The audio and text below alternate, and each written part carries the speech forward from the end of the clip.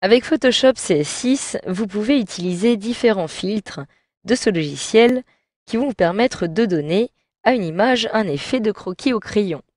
Donc selon l'effet recherché, vous allez pouvoir en effet utiliser différents filtres présents dans votre logiciel. Et nous allons donc voir comment les utiliser. Donc évidemment, la première étape va consister à réaliser une copie de mon image arrière-plan. Donc je me place sur le calque d'arrière-plan, je réalise un clic droit, dupliquer le calque, je peux ici le renommer et je clique sur OK pour valider. J'ai donc une copie qui a été réalisée et que je retrouve ici. Je vais maintenant masquer l'image d'arrière-plan et en cliquant à nouveau, si cela n'est pas le cas, sur l'arrière-plan copie, je vais pouvoir maintenant me centrer dans les filtres que je souhaite lui appliquer. Donc le premier filtre à appliquer pour donner cette impression justement de croquis au crayon va être dans la rubrique esthétique et je retrouve ici tracé de contours. Si je clique ici, automatiquement j'ai uniquement les contours de mon image qui apparaissent.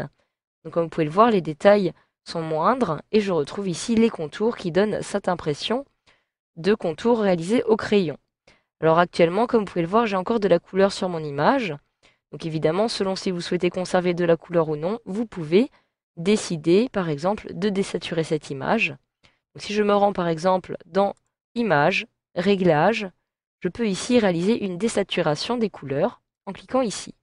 Donc j'ai maintenant une image en noir et blanc qui apparaît.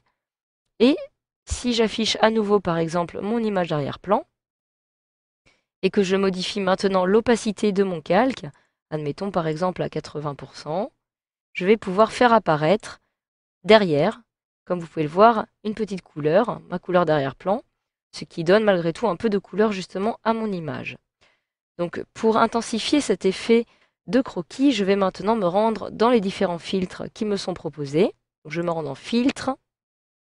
Donc il me faut cliquer évidemment sur ma copie. Je me rends dans Filtre, Galerie de filtres. Et je vais ici retrouver différents filtres que je vais pouvoir utiliser afin de donner cet effet à mon image. Alors, selon justement la rubrique dans laquelle vous allez vous trouver, vous allez pouvoir utiliser différents filtres.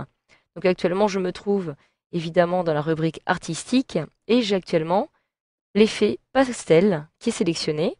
Et comme vous pouvez le voir, cet effet est dans un premier temps très intéressant puisqu'il va justement pouvoir intensifier cet effet de contour, cet effet de croquis. Et vous allez pouvoir donc le modifier directement, par exemple, modifiant ici la longueur. Vous souhaitez plus ou moins de détails sur votre image, avec une mise à l'échelle plus ou moins intensifiée, ou encore du relief. Donc vous allez pouvoir modifier ces différentes options afin de donner l'effet de votre choix à votre image. Donc toujours justement dans les filtres artistiques, vous allez aussi pouvoir retrouver l'effet étalement qui est intéressant d'une autre façon puisque celui-ci va cette fois-ci exagérer un petit peu plus les contours. Donc ceux-ci sont renforcés comme vous pouvez le voir. Et de la même façon, vous pouvez ici modifier l'intensité, la zone claire, la longueur, etc. Donc à l'aide de ces petites glissières en fonction de l'effet recherché.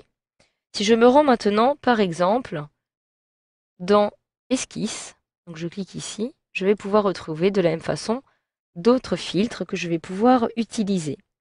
Donc par exemple, je vais retrouver ici Créer Fusain.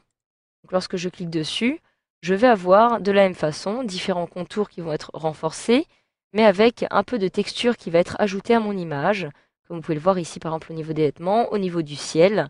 Donc vous allez pouvoir jouer là-dessus à l'aide des différentes options, des différentes petites glissières.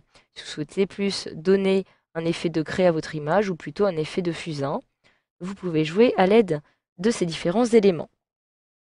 Vous allez aussi pouvoir retrouver, toujours dans la rubrique Esquisse, cette fois-ci, crayon compté. Donc si je clique dessus, je vais avoir un effet plutôt au crayon qui va être réalisé justement sur mon image et que je vais pouvoir modifier. Pouvoir ici modifier par exemple cet effet aux images de premier plan, d'arrière-plan. Je vais pouvoir ici spécifier si je le souhaite la texture, donc sous forme de brique. Je me déplace à l'aide de la flèche directionnelle du bas de mon clavier. Je retrouve l'effet sac, effet toile ou effet grès, donc selon l'effet que vous souhaitez justement appliquer à votre image. Vous pouvez décider aussi d'avoir plus ou moins de relief, qui va donner un peu plus de grain à votre image, comme ceci. Plus je me déplace vers la gauche, par exemple, et plus mon image va comporter uniquement le tracé au crayon qui apparaît ici. Donc enfin, si je me rends maintenant, par exemple, dans les textures, en me déplaçant vers le bas, je retrouve ici la rubrique texture. Je vais avoir un dernier effet qui peut être aussi intéressant, intitulé grain. Si je clique dessus, comme vous pouvez le voir, j'ai de la même façon un effet au crayon qui a été réalisé. Je peux ici modifier, comme vous pouvez le voir, différents éléments, intensité, contraste, et choisir le type de grain que je souhaite lui appliquer, donc régulier, tamisé, léger, touffu, contrasté, dilaté, horizontal, etc., etc. Donc vous pouvez ainsi sélectionner l'effet de votre choix. Je vais choisir par exemple contrasté et je vais décider de réduire un petit peu le contraste. Je vais avoir ainsi un peu plus de détails qui vont apparaître sur mon image. Donc voilà, une fois que j'ai sélectionné maintenant le filtre de mon choix, je peux cliquer sur OK pour valider et j'ai mon image qui apparaît ici. Donc comme si je l'avais dessinée directement au crayon, donc je vais masquer l'image arrière-plan pour que vous puissiez me voir. Et si maintenant j'affiche à nouveau mon image arrière-plan, cela va donner en plus un effet aquarelle à l'aide des différentes couleurs qui apparaissent derrière, en fond, directement sur mon image. Donc voilà, grâce à cette formation, vous savez désormais comment donner à votre image un effet de croquis au crayon sous Photoshop CS6.